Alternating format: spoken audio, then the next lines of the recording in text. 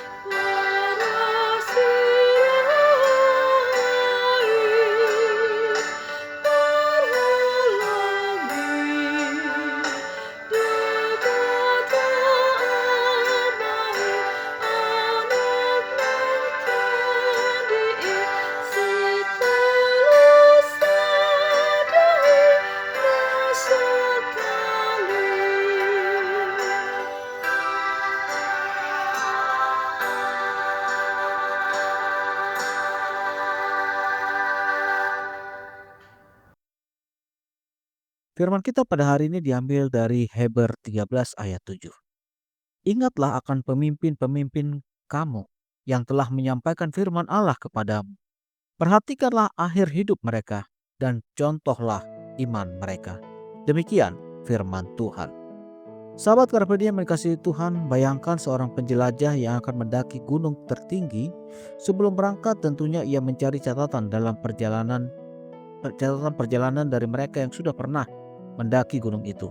Ia tidak hanya membaca tentang pemandangan yang indah di puncak, tetapi ia khususnya memperhatikan bagaimana mereka menghadapi badai salju, bagaimana mereka melewati jurang yang dalam, bagaimana mereka bertahan ketika persediaan hampir habis.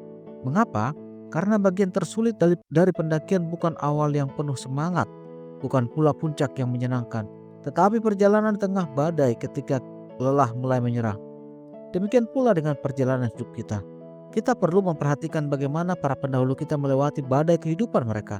Bagaimana mereka tetap percaya ketika anak sakit. Bagaimana mereka tetap setia ketika usaha bangkrut. Bagaimana mereka tetap memilih mengasihi ketika mereka dikhianati. Hal inilah yang disampaikan oleh firman Tuhan kita pada hari ini.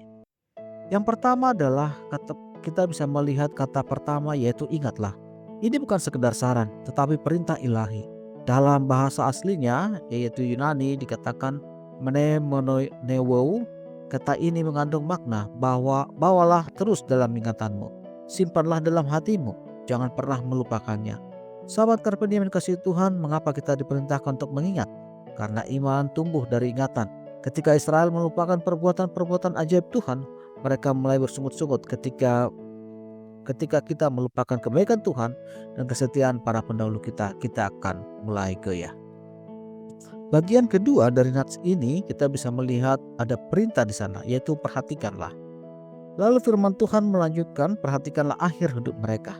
Kata perhatikan di sini bisa berarti dengan seksama, mengamati dengan teliti, pelajari dengan seksama, dan pelajari dengan sangat-sangat berhati-hati. Ini menarik, Tuhan tidak berkata perhatikanlah awal pelayanan mereka atau perhatikanlah kesuksesan mereka, tetapi perhatikanlah akhir hidup mereka. Mengapa akhir hidup? Karena akhir menunjukkan kualitas sejati. Banyak orang bisa mulai dengan semangat, tetapi sedikit yang bertahan sampai akhir. Banyak orang bisa melayani ketika dipuji, tetapi sedikit yang tetap setia pada saat pelayanannya dikritik. Banyak orang bisa berjalan ketika terang, tetapi sangat sedikit yang tetap bisa berjalan di dalam kegelapan. Yang ketiga adalah di situ kita bisa melihat perintah contohlah. Contoh di sini mengandung kata meniru, tetapi ini bukan meniru secara dangkal, tetapi meneladani pola, mencontoh karakter, dan mengikuti jejak. Perhatikanlah, kata teladan bukanlah kesempurnaan mereka, tetapi iman mereka. Mereka bukanlah manusia tanpa salah. Mereka juga punya kelemahan. Jika kita merujuk dari beberapa tokoh Alkitab yang menunjukkan kesetiaan, salah satu beberapa contoh yang bisa kita lihat seperti Abraham, dia pernah berbohong tentang istrinya. Daud, dia pernah berzina dan membunuh. Lihatlah Petrus, ia pernah menyangkal Tuhan.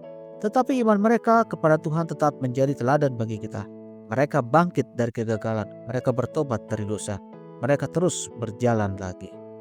Sahabat Carpe Diem dikasihi Tuhan, perjalanan iman Kristen adalah seperti estafet. Satu generasi meneruskan tongkat kepada generasi berikutnya. Para penulis Ibrani sedang berkata, tongkat telah diberikan kepada kita, sekarang larilah dengan baik. Mereka yang telah pergi meninggalkan jejak, sekarang kitalah yang berjalan di atas jejak itu.